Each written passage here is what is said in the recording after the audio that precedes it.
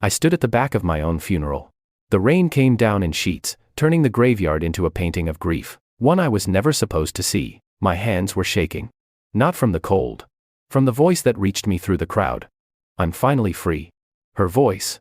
Lena. My wife. The woman I built a life with. The woman I bled for, worked for, loved with everything I had. She stood there in black, not weeping, not trembling. She stood with her head held high, one hand resting on the shoulder of a man I'd never seen before. And she smiled. Not a polite smile. Not the kind you give mourners. A real one. Relief. Joy. Like she'd just been released from prison. I wanted to scream, to run to her, to grab her by the shoulders and ask her what the hell she meant, but I couldn't, because as far as the world knew, I was dead. The crash had taken me. My car went off the bridge. They found wreckage. They found blood. They found everything but me. And now, I was a ghost in my own story. But ghosts can listen. Ghosts can watch. And I was about to learn the truth about the life I thought I knew. I met Lena in a coffeehouse on a Tuesday that tasted like cinnamon and new beginnings. It was one of those ordinary afternoons where the world feels soft around the edges, golden light pouring through the windows, the hum of quiet conversations blending with the hiss of the espresso machine. I wasn't looking for anything. I wasn't even looking up. I had my laptop open, spreadsheets glowing on the screen. Numbers that made sense in a way people never did. But then I saw her. She was sitting alone by the window, sketching something I couldn't see. Her hair caught the afternoon light like copper wire. And her hand moved across the page with a kind of focus that made the rest of the world disappear. I don't know why I kept staring. Maybe because she looked like she belonged to a different universe, one where beauty wasn't manufactured, where art mattered more than profit margins. And then she looked up. It wasn't planned. It wasn't seductive. It was accidental, like fate had nudged her just to see what would happen. Our eyes met. And I felt something shift inside my chest. Something permanent. Something I couldn't take back even if I wanted to. I didn't believe in love at first sight. I believed in work. In logic. In building things with your hands and your mind. In creating something that couldn't be taken away. But when she smiled at me soft, curious, like she'd just discovered something worth exploring, all of that felt small. Irrelevant. I stood up. I don't even remember deciding to. My feet just moved. You look lost, she said when I reached her table. Her voice was warm. Gentle. It wrapped around me like a blanket I didn't know I needed. I'm not. I lied. She laughed. It sounded like music I'd been trying to remember my whole life. Mind if I sit? She gestured to the chair across from her, and I took it. I sat down like I was stepping into a new chapter of my life, one I hadn't written yet, one I didn't know the ending to. We talked for 3 hours. About art. About dreams. About the kind of life we wanted to live. She told me she wanted to be a painter. That she wanted to create something beautiful that would outlive her. That she wanted to leave a mark on the world that couldn't be erased. What about you? She asked, leaning forward, her eyes bright with genuine curiosity. I want to build a business. I said. Something solid. Something real. Something that can't just disappear. She tilted her head, studying me like I was one of her sketches. Why? Because I don't trust things that aren't built to last. She smiled. Not the polite kind. The kind that said she understood something about me I hadn't even said out loud. Then build it with me, she said. And just like that, my future changed. We exchanged numbers. We met again the next day. And the day after that. Within a month. I couldn't imagine my life without her in it. She became the color in my grayscale world. The softness in my sharp edges. The reason I came home at night. She'd text me in the middle of the day, random thoughts, little sketches, photos of things that made her think of me. I'd save every single one. I'd read them during meetings, during late nights at the office, during moments when the weight of building something felt too heavy.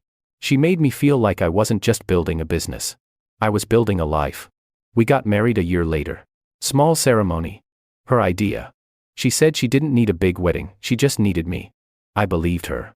I believed every word that ever left her lips. I believed her when she said she loved me. I believed her when she said we'd build a life together. I believed her when she whispered, on our wedding night, that she'd never leave. I would spend the next 6 years paying for that belief. But on that Tuesday, in that coffee house, with the light in her hair and the sketch on her table and the taste of cinnamon still on my tongue, I didn't know that yet. All I knew was that I'd found something I didn't want to lose. And I thought that would be enough. I thought love was about giving. About sacrifice. About building something so strong that nothing could tear it down. I didn't know that some people don't want to build. They just want to take. The early years felt like a dream I didn't want to wake from. We lived in a small apartment on the edge of the city. One bedroom, narrow kitchen, windows that rattled when the wind blew. It smelled like turpentine and takeout. Like oil paint and old coffee. It wasn't much. But it was ours. Lena painted. I worked.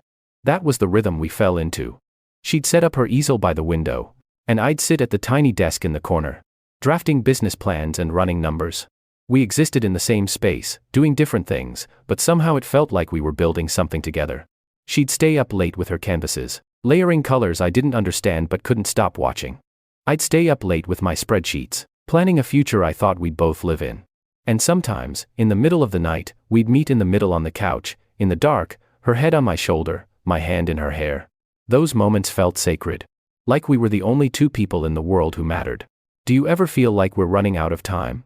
She asked me once. The question came out of nowhere. We were sitting in the dark, the city glowing beyond the window, her breath warm against my neck. No, I said. We have. Forever. She didn't answer. I should have noticed the silence.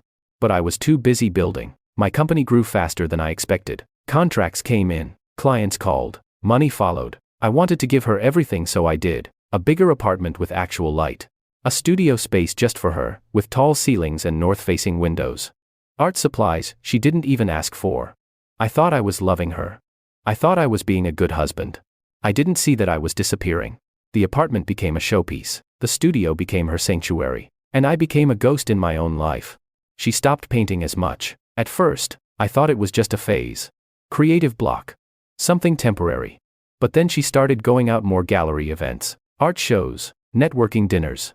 She'd come home late, smelling like wine and expensive perfume, and she'd tell me about the people she met, the connections she made, the opportunities that were opening up for her. I'm proud of you. I'd say. I know, she'd reply. Not thank you. Just I know. I didn't notice the shift at first, the way she stopped asking about my day. The way she stopped looking at me when I talked.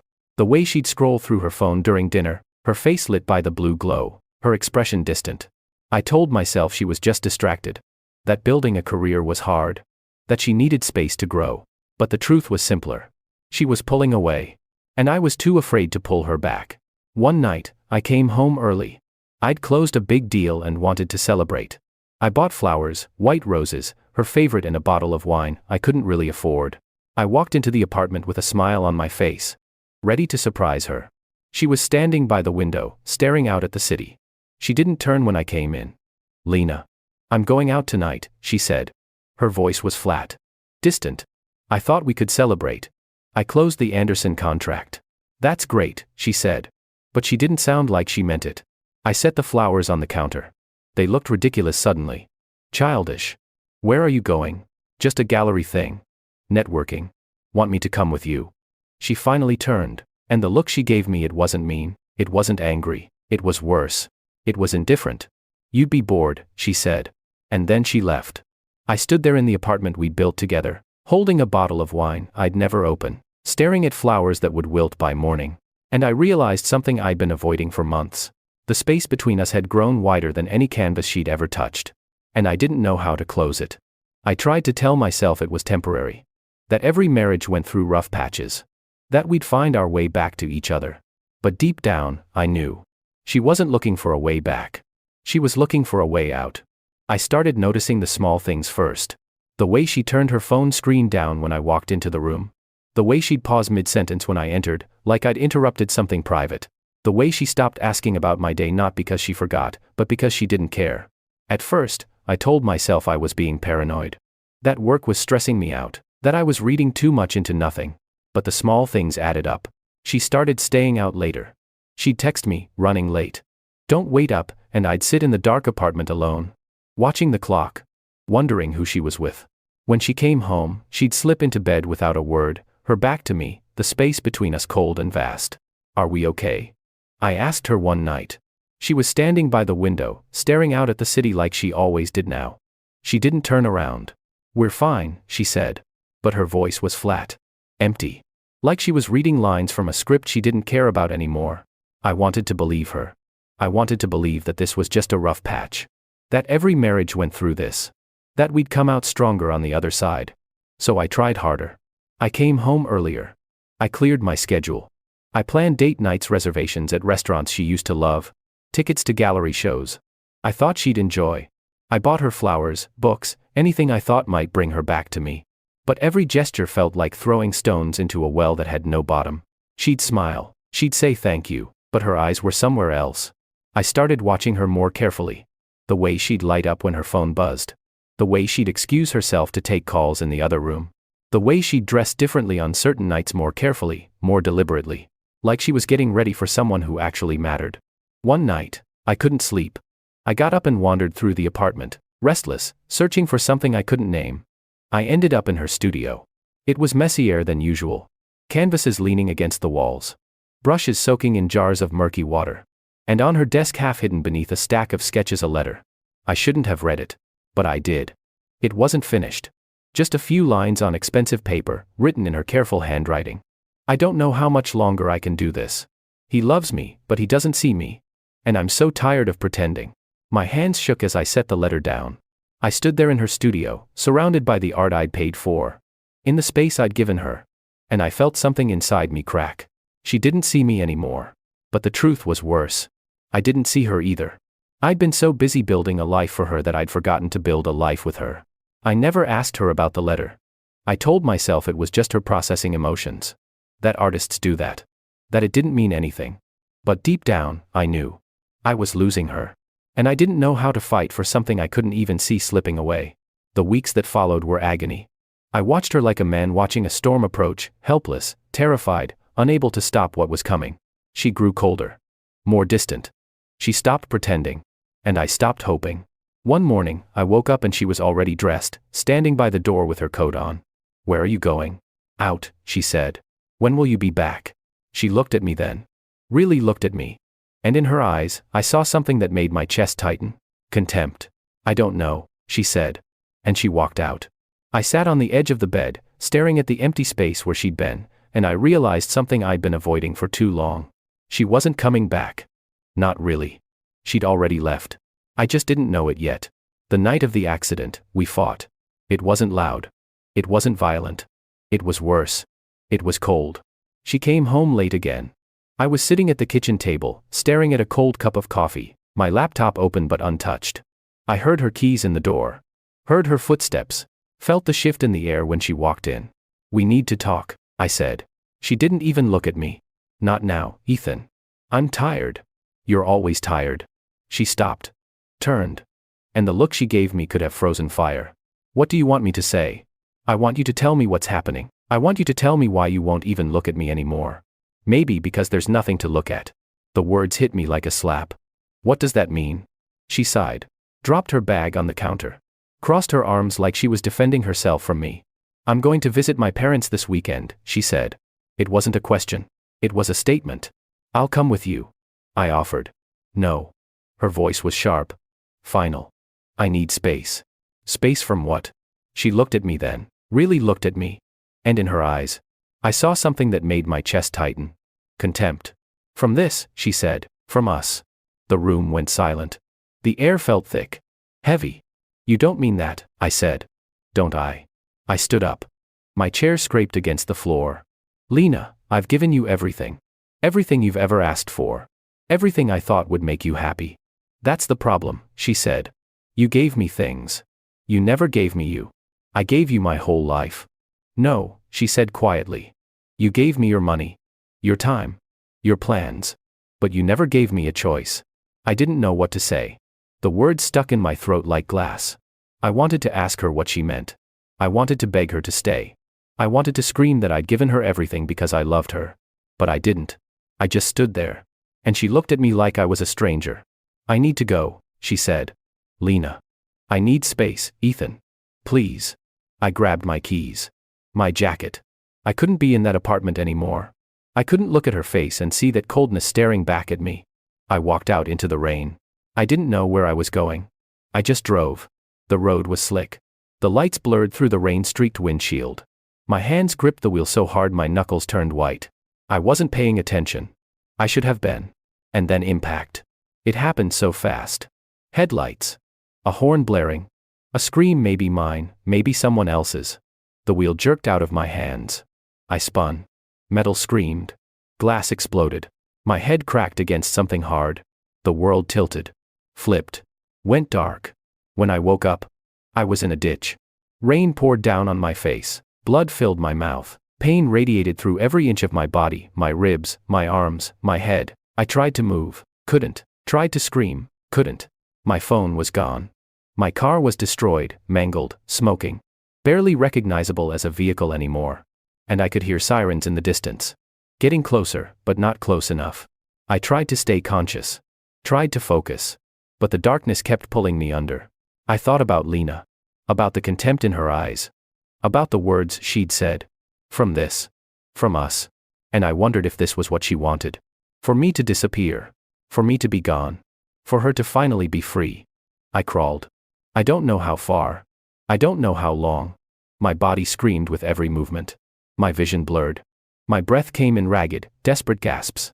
By the time I made it to the road, the ambulance was gone. My car was gone. And so was I. I collapsed on the side of the road, the rain washing the blood from my face, and the darkness took me. When I woke up again, I was in a stranger's home, and the world thought I was dead. I didn't plan to go. But when I saw the notice online memorial service for Ethan Cross, I couldn't stop myself. I'd spent 3 days recovering in a stranger's home. An old man named Frank who'd found me on the side of the road, half dead, barely breathing, and decided to help instead of call the police. He didn't ask questions. I didn't offer answers. I just slept, healed, and tried to make sense of what had happened. Frank brought me food. Changed my bandages. Let me use his computer. And that's when I saw it. My own obituary. Ethan Cross, 32, beloved husband and entrepreneur, died in a tragic car accident on Route 9. He is survived by his wife, Lena Cross, and his parents, David and Margaret Cross. Memorial service to be held Saturday at Riverside Cemetery. I stared at the screen until the words blurred. They thought I was dead. Lena thought I was dead. And part of me, a dark, broken part of me, wanted to stay that way. But I had to see. I had to know if she cared, if she mourned, if any part of her still loved me. I borrowed clothes from Frank. A dark coat. A hood. I looked like a ghost. Felt like one too. I walked to the cemetery like a man attending his own execution. The rain came down in sheets, turning the graveyard into a painting of grief, one I was never supposed to see. The turnout was small. A few co-workers who barely knew me. My parents, devastated, holding on to each other like they'd collapse without support. Lena's friends, whispering among themselves, checking their phones. And her. She stood at the front, dressed in black, her face carefully composed. People hugged her, whispered condolences. She nodded. She thanked them. She dabbed at her eyes with a tissue. She played the part of the grieving widow perfectly. But I saw her eyes. They weren't sad. They were calm. Clear. Composed. The priest spoke. Words about loss and memory and eternal rest. Words that meant nothing. My mother sobbed into my father's shoulder. My father stood like stone, his jaw clenched, his eyes hollow with grief I'd caused. And then Lena stepped forward to say a few words. I held my breath. She stood at the podium. Her hands folded in front of her. Her expression serene. Ethan was a good man, she began. Her voice was steady. Practiced. Like she'd rehearsed this in front of a mirror. He worked hard. He loved deeply. And he gave me everything. She paused. The crowd waited. But sometimes, she continued, her voice soft, almost gentle. Love isn't enough. The crowd shifted uncomfortably. A few people exchanged glances. And then she smiled. Not a big smile. Not obvious. Just a small curve of her lips that no one else seemed to notice. But I saw it. I'm finally free, she said. The words hit me like a second crash. My vision blurred, my chest tightened. I wanted to scream. I wanted to run to her. I wanted to grab her by the shoulders and demand to know what the hell she meant. But I couldn't move. I could only watch. Watch as she stepped down from the podium. Watch as people hugged her again. Watch as she walked away from my grave with a man I didn't recognize. Tall. Polished. Expensive suit. His hand rested on her back. Her head leaned into his shoulder. They walked together like they'd done it 1,000 times before. Like they'd been waiting for this. And I understood. She didn't mourn me. She celebrated. I stood there in the rain, a ghost at my own funeral, water dripping from my hood, my body aching, my heart shattered. And I felt something inside me harden. Turn cold. Turn sharp. She thought I was dead. She thought she'd won. But I wasn't dead. And this wasn't over. I didn't go home. I couldn't. Instead, I followed them. Lena and the man, tall, polished, expensive suit, confident stride, walked to a car, parked just outside the cemetery gates. A sleek black Mercedes. New. Expensive. They didn't speak. But the way he opened the door for her, the way she smiled up at him, it was familiar. Comfortable. Practiced. This wasn't new. I stayed in the shadows, my hood pulled low, my heart pounding in my chest like a war drum. I watched them drive away, and then I followed on foot, keeping my distance, moving through the rain-soaked streets like the ghost everyone thought I was. They went to a restaurant. Not just any restaurant. Our restaurant. Marcello's. The Italian place with the candlelit tables and the view of the harbor. The place where I'd proposed. Where we'd celebrated our first anniversary. Where I'd taken her every time something good happened in our lives. And now she was there with him. I stood outside in the rain, staring through the glass like a man watching his own life from the outside. They sat by the window. He poured her wine. A bottle I recognized, expensive, the kind I used to order for special occasions. She laughed. Leaned forward. Touched his hand across the table. Not the quiet laugh she used to give me. Not the polite one. A real one. Full. Alive. Happy. She looked happy. Happier than I'd ever seen her. I watched them for over an hour. Watched him reach across the table and take her hand. Watched her lean in, whispering something that made him smile. Watched them share dessert, feeding each other bites, laughing like they didn't have a care in the world. Like I'd never existed. They left together. His arm around her waist. Her head on his shoulder. They drove away in that black Mercedes. And I stood there in the rain, soaked to the bone, shaking. Not from the cold. From rage. Later, I found a library. Used a public computer with hands that wouldn't stop trembling. Searched her name. And there it was. An article from 2 months ago. Emerging artist Lena Cross debuts, solo exhibition at Hartley Gallery. But that wasn't her name. Not legally. It was Lena Harrington. She'd changed it. After the crash. After I died, she'd gone back to her maiden name like our marriage had never happened. I scrolled further. Found her social media profiles. Pictures of her and him smiling, traveling, living. Paris. The Eiffel Tower at sunset. Her in his arms. Barcelona. La Sagrada Familia. Both of them laughing. Venice. A gondola ride. Her kissing his cheek. Places we'd talked about visiting. Places I'd promised to take her someday when work slowed down. New chapter 1, caption read. Posted 3 days after my funeral. 3 days. I sat there for hours, clicking through photos, reading captions, watching her live a life I'd thought we'd build together. And I realized something that made my blood run cold. She hadn't just moved on. She'd been ready. I dug deeper. Found email accounts I didn't know she had. Used passwords I'd seen her type once, years ago, passwords she thought I'd forgotten. And I found everything. Messages between her and him, a man named Dominic Wells. Wealthy. Connected. Art collector. Someone she'd met at one of those gallery events I paid for. The messages went back over a year. A year. I can't do this anymore, she'd written. He's suffocating me. I can't breathe. Then leave, Dominic replied. I can't. Not yet. He has everything in his name. The apartment, the studio, the accounts. If I leave, I lose it all. Then we wait. How long? As long as it takes. I read the words over and over until they burned into my mind like a brand. She wasn't trapped.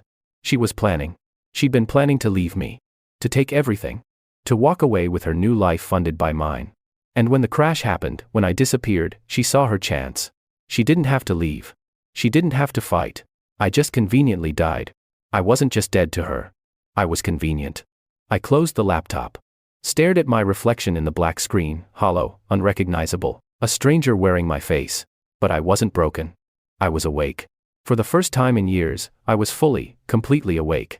And I had work to do. I spent the next 2 weeks learning how to be invisible. I stayed in shelters. Slept on benches when the shelters were full. Used cash I'd hidden in my wallet, emergency money I'd kept for years and never needed. Until now. I avoided mirrors. Avoided eye contact. I grew a beard. Wore the same dirty coat.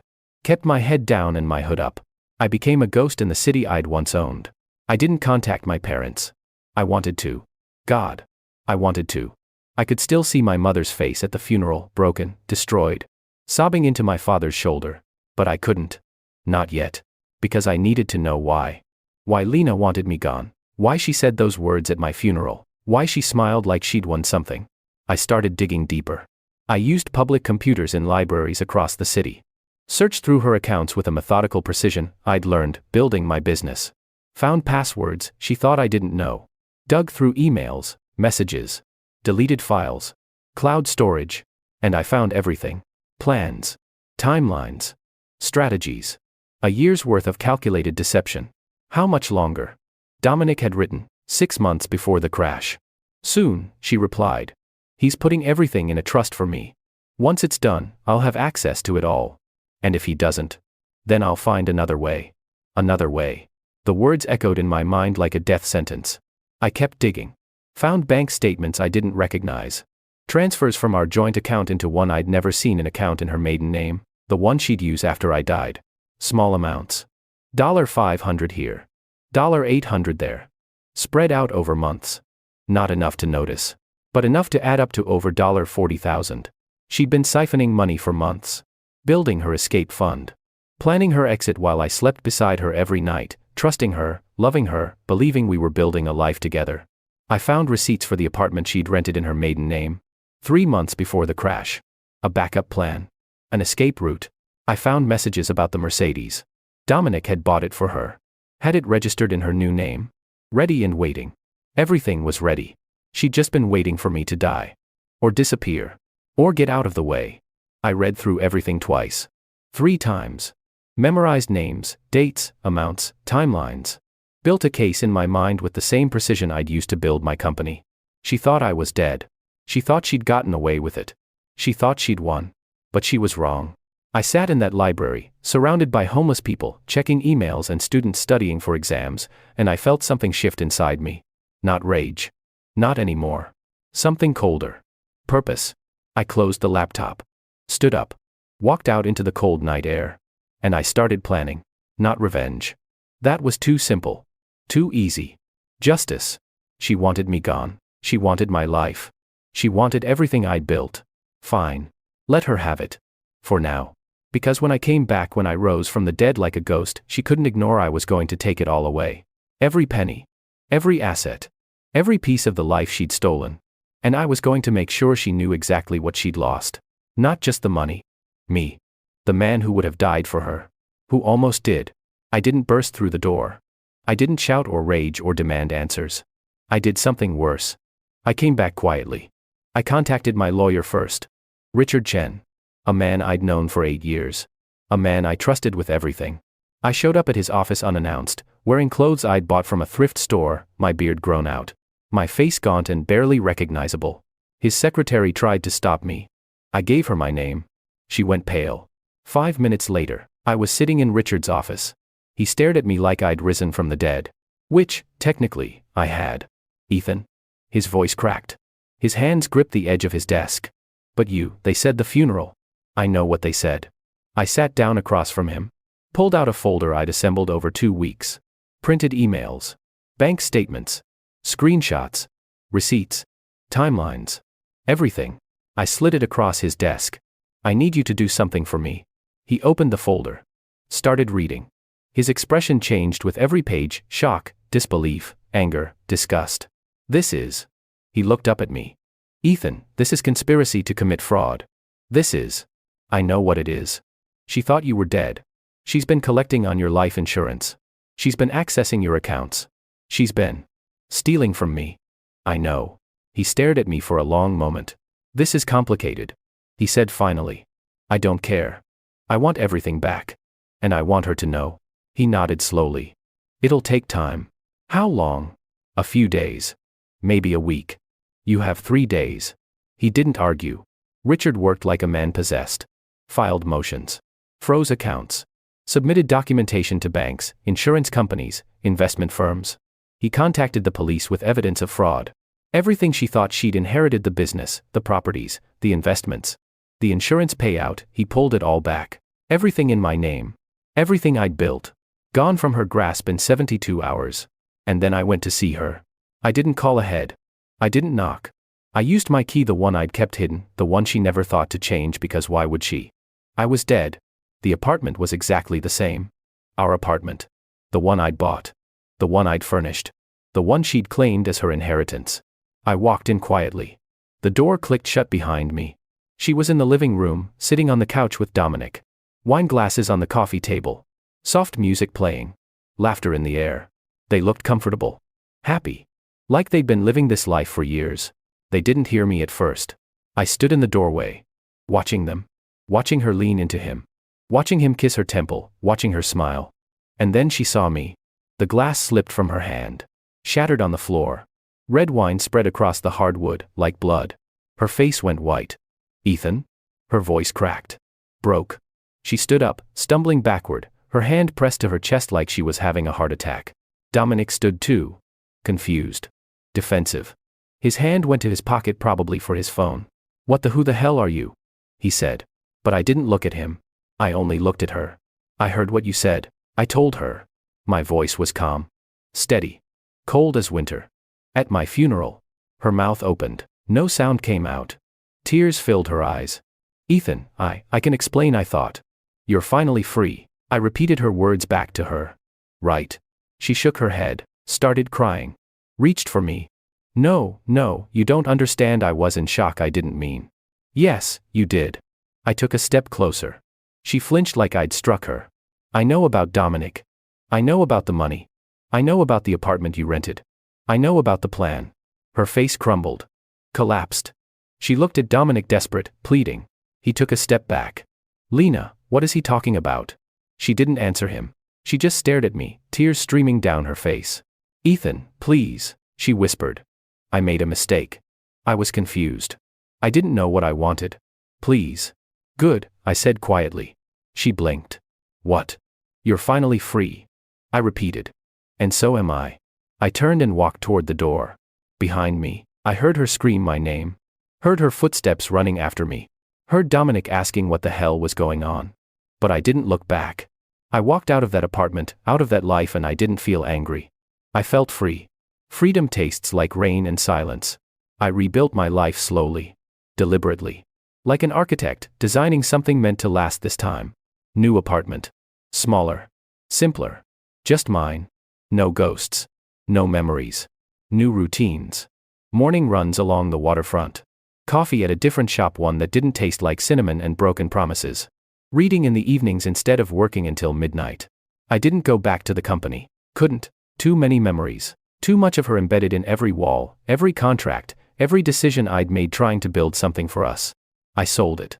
Walked away with enough money to start over. Started something smaller. Something that actually mattered to me, consulting for small businesses, helping people build things that wouldn't consume them. Lena tried to reach me.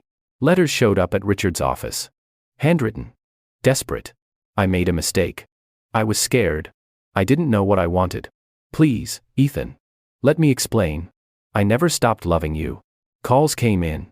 I blocked the numbers. New numbers appeared. I blocked those too. Messages on social media. Emails. Even a few times she showed up at places she thought I'd be. I never answered. Not because I hated her. Because I didn't need her anymore. The legal battles were swift. Richard handled everything. She got nothing. The prenup I'd insisted on back when I still believed in protecting what I built. Back when I thought it would never matter, made sure of that. No assets. No alimony. No claims on anything. She'd changed her name, established separate accounts, built her exit plan so carefully that legally, we were already separated. Financially, she'd already left. It made the divorce brutally simple. Dominic left her the moment the money dried up. I heard about it through Richard. Apparently Dominic had been interested in Lena, the emerging artist with wealthy husband connections, not Lena, the struggling painter with fraud charges hanging over her head. Turns out, love built on convenience disappears the second it becomes inconvenient. The police investigated the fraud. The insurance company demanded their payout back. She couldn't pay. She declared bankruptcy. I could have pressed charges. Richard wanted me to. I didn't. That would have meant seeing her again. Testifying. Dragging everything into public view. I just wanted her gone. And she was. I heard she moved away 6 months later. Started over somewhere quiet. Some small town upstate. I don't know if she still paints.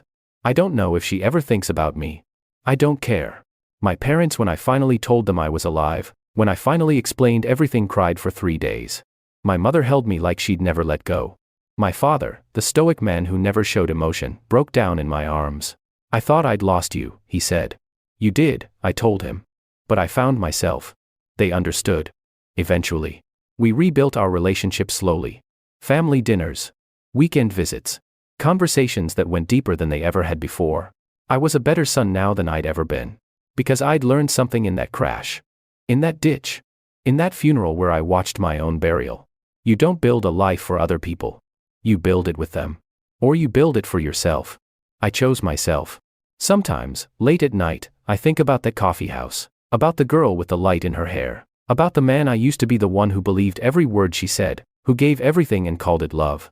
I don't miss him. He died in that crash. And I'm what came after. Stronger. Wiser. Whole. I sit in a new coffee house now. Different city. Different life. Same taste of cinnamon in the air. And sometimes, I see women sketching by the window. Artists with dreams in their eyes and pain in their smiles. And I smile back. But I don't approach. Not because I'm afraid. Because I know better now. Love isn't something you sacrifice yourself for. It's something you build together brick by brick, choice by choice, day by day. And if the other person isn't willing to pick up a brick, if they're just waiting for you to build them a castle they can walk away from, then they were never yours to begin with. I take a sip of my coffee. The rain taps against the window. And I am finally, truly, completely free. Not because she let me go, but because I learned to let go of who I was when I was with her. The man who thought love was sacrifice. The man who thought giving everything meant being everything. That man died. And I'm grateful for it. Because the man who came after the man sitting here now, drinking coffee, watching the rain, building a life that's actually his. He's finally enough. Just as he is. Free.